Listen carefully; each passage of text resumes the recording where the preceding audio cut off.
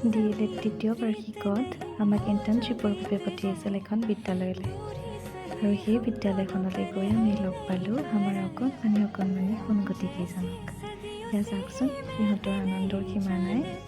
নাচি আছে, মাজে মাজে গায়ো, মাজে মাজে সাধু কথাও কয়। তাকো সেই সাধু কথাবোৰ আকৌ তেওঁলোকৰ নিজে বনোৱা।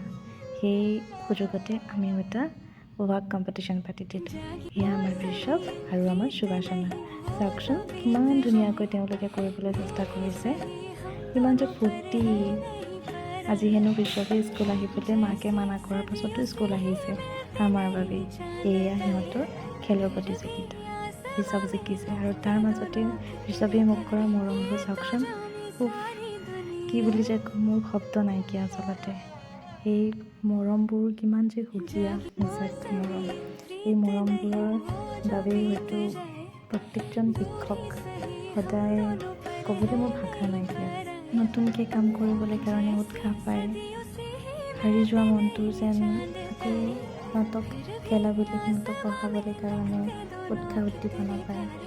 সিহঁতৰ পৰা আমি দৈনন্দিন বহুত নতুন কথাও শিকোঁ। কেনেকৈ হাঁহিব লাগে, কেনেকৈ আনন্দ উপভোগ কৰিব লাগে, সিহঁতি আমাক শিকায়।